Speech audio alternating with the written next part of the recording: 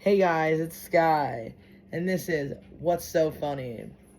So, I recently had a show at the Cove in Geneva, Ohio, which was super, super fucking exciting.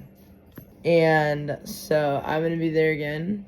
And so, if you want to check out when my shows are, I just posted them here on YouTube, as well as my social media page. So, stay tuned, see me again, as well as I'm gonna be at Apartment Pit Stop tomorrow for an open mic. So hope to see y'all there. But just a little reflection on the fact that I am going to do so many shows, the fact that I actually have a schedule, the fact that I am doing stand-up comedy in general right now feels so unreal, and the fact that I am having fun with it and that it is a passion now, and it's not even just a passion project, the fact that it is a passion and I want to do good and that I want to go somewhere with it and that I'm taking all the advice I can get and that that I already have a YouTube page, that it is blowing up, and that it's just unbelievable. Yesterday it was crazy. We were at the Cove and some drunk guy was being unruly to the bartender, and one thing led to another, and I practically had to help kick him out.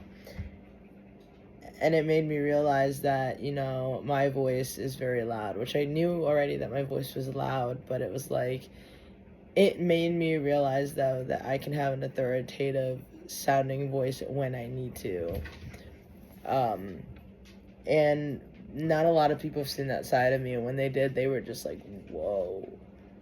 And then I can also be funny and not so serious when I need to be. And so when those two worlds collided at once, it was kind of like I could shut it off and turn it back on when need be. And it was kind of crazy, not gonna lie.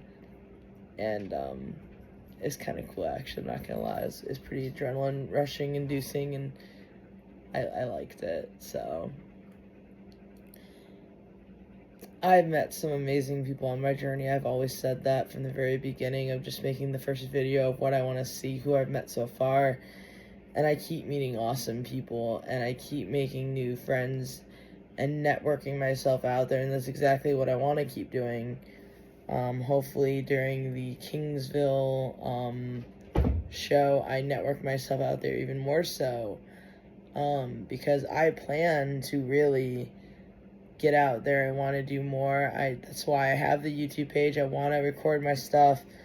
I want to really get out there and get known, and I like being able to say, hey, just go to my YouTube channel if you want to see my shows, my past shows, if you want to see what my goals are, if you want to get an insight of my thoughts and my process, go to my YouTube page. You can see everything. You can see what the first time was like for me, how hard I was practicing, which I do behind the scenes, because I will occasionally do behind the scenes stuff of how I'm practicing. I didn't do that for every show that I record everything, because sometimes I'm in my car and I'm timing myself at just how long. So by then I know roughly what I can use as a set, so I kind of can time out what 5 minutes looks like. Sometimes I'll go over by accident, which I won't mean to do, but for the most part, I know what 5 minutes feels like, and so I know what stories I can tell, how to shorten it, how to lengthen it. Again, I'm not the greatest at it. Right now, I'm still learning how to read an audience. So, it's awesome. And with my YouTube page, it really helps me because, for instance, it gives me an idea what people like, what people are interested in, and so then that helps me bring that on stage. Like, okay, I'm looking at my audience now. What does it feel like this audience would like? Would they like my anxiety jokes? Would they like my mental health jokes? Would they like my animal jokes? What would work? And then we go off of there. And so reading the audience helps, because if I read my audience here on YouTube, let's see what this audience would like in the show. Because obviously being in a live show is completely different than being, on YouTube. Because I can post whatever the hell I want on YouTube. It's a little different when you're in front of a live audience. But it also gives me a point of reference because I have a timer going, which eventually I'm going to buy a timer for myself so I can time myself on stage. If Jimmy says you got 5 minutes, I have 5 minutes right in front of me, so I know. Otherwise, Jimmy has a light flashing in the back and I have to remember to go look. I don't always remember to look. So then it just kind of reminds me, hey, I got this much time. Awesome. So, but as far as where I'm at right now with the whole how many open mics I've done, how many shows I've done, because it's not always been open mics, I'm really pleased with how I'm going so far, and I'm very happy. I am thrilled how everything is going. I'm very pleased at all my shows. I actually think yesterday was probably my favorite show that I've done. And I couldn't be more happy. Because I was more confident on stage. I was more interactive with the audience. There were so many things I was happy with about yesterday. Like, I'm still hyped about that yesterday. But yeah, so I just wanted to give a little insight on just how everything's going.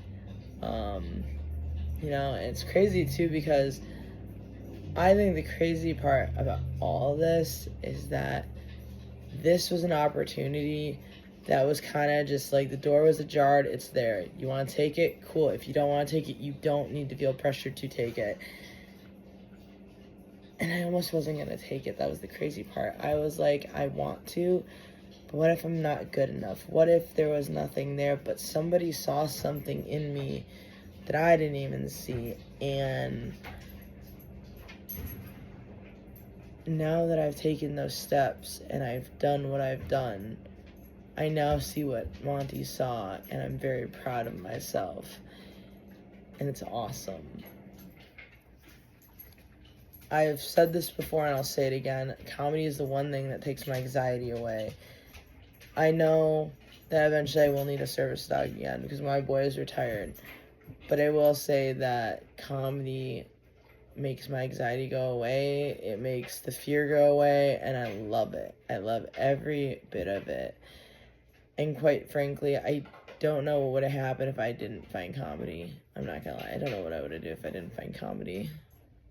To be honest, I think the crazy part about all this is how many people I've met, the audience numbers that have gone from small to big, and the fact that I have just gone from being this little mouse on stage to now I feel way more confident. Like, I'm not gonna lie, I was a little nervous the first time. I'm not even gonna lie, I was. But yet, I went up there as if it was not my first time. And now it's just like, I'm up there and I'm doing my thing, and I love it. I absolutely love it. So, I am very happy and pleased with everything, and I am forever grateful of the people who have given me these awesome opportunities, and I am going to continue to update you guys on everything that's happening. This is just my short little update. Usually I do a 20-minute video. I'm also tired because I just, long day at work, long day in general. But you guys, this is my update for you guys because it's been a minute since I've done a video, so I figured I'll give you guys an update. So I'll talk to you guys later, okay? Bye!